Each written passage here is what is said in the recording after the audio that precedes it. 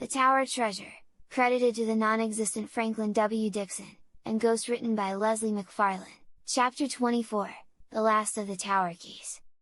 The discovery of the Tower Mansion treasure was a Bayport sensation for almost a week, and a week is a long time for any sensation to last, even in Bayport.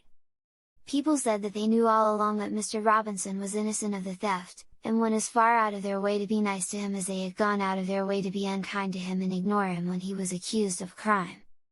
People too, were loud in their praises of the Hardy Boys, and everybody predicted a bright future for them and said they knew all along that the lads were bound to solve the mystery if they kept at it long enough. All of this the boys took with a grain of salt, as the saying is, for they knew that the public is fickle and as quick to condemn failure as it is to praise success. Frank and Joe did not let the adulation turn their heads. When we couldn't find the treasure, everybody said we were just nuisances, little boys trying to play detective, laughed Frank. Now that we have found it, all that is forgotten.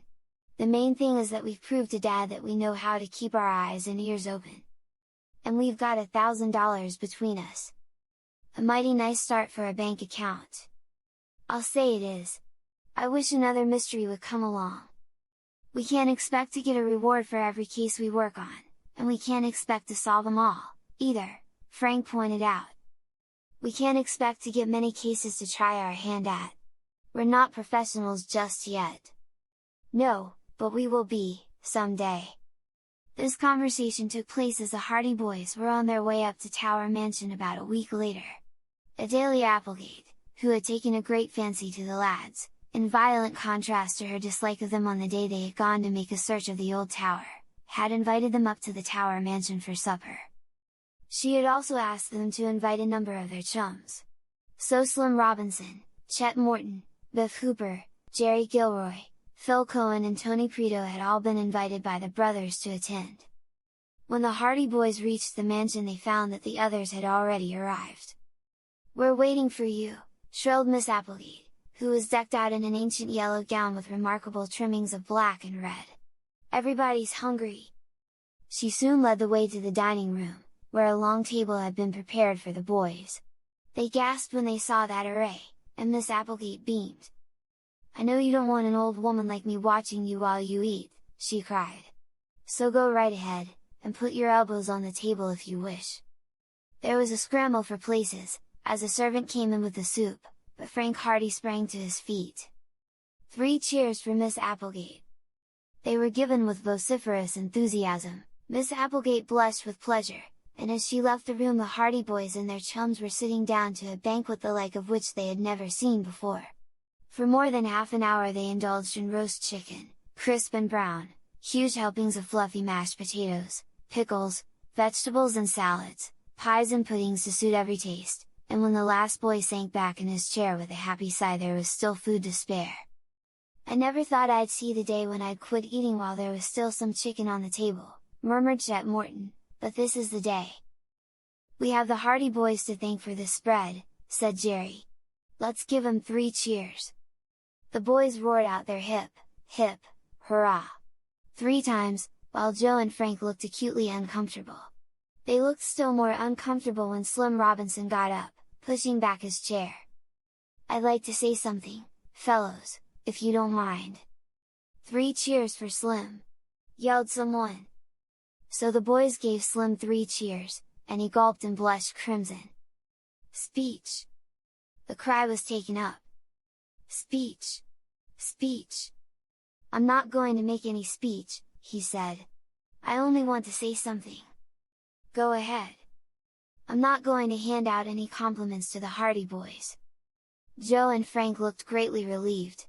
They had been afraid of being embarrassed by Slim's gratitude. "Everybody knows what they've done and everybody knows what it means to me and to my family." "You bet!" "Sure! But I just wanted to clear up one point on behalf of my father." 3 cheers for Henry Robinson! He's all right! The 3 cheers for Mr. Robinson were perhaps a little weaker than the others, but that was only because some of the boys were beginning to show slight signs of hoarseness by that time. "It's about the $900 that he got just about the time of the robbery. He couldn't explain it at the time and it looked bad against him." "It doesn't matter where he got it," shouted Biff Hooper. I'll bet he got it honestly anyway, and if anyone else says different, just let him come outside." No one else said differently. "Yes, he got it honestly, of course," said Slim. "The money was paid him by a man who owed it to him. But Dad couldn't say anything about it because he promised not to. This man owed 2 other men besides my father, and those debts should have been paid first. He was afraid the others would sue him if they heard he had paid Dad, so he made my father promise to say nothing. And when my dad makes a promise he keeps it." The boys looked at one another. To tell the truth, few of them had thought of the affair of the $900, but now that it was recalled to them they realized that here was the final angle of the Tower Mansion mystery cleared up at last.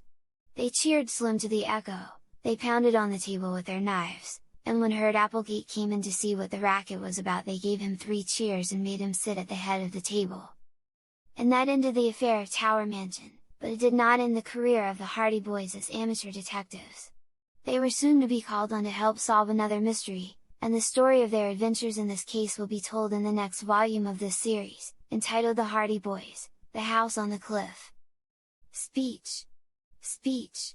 The boys were shouting to Herb Applegate. The old stamp collector got up, smiling. "It's been a long time since there's been a crowd of boys in Tower Mansion," he said. "I've been in danger of forgetting that I was ever young once myself. So I want you to come back, often. I want you to know that Tower Mansion is always open to the Hardy Boys and their chums." The Hardy Boys looked at one another, as the crowd about the table broke into a yell of delight. "He's a pretty good old scout after all, isn't he?" said Frank. "You bet he is," replied his brother. The end. This has been the Tower Treasure,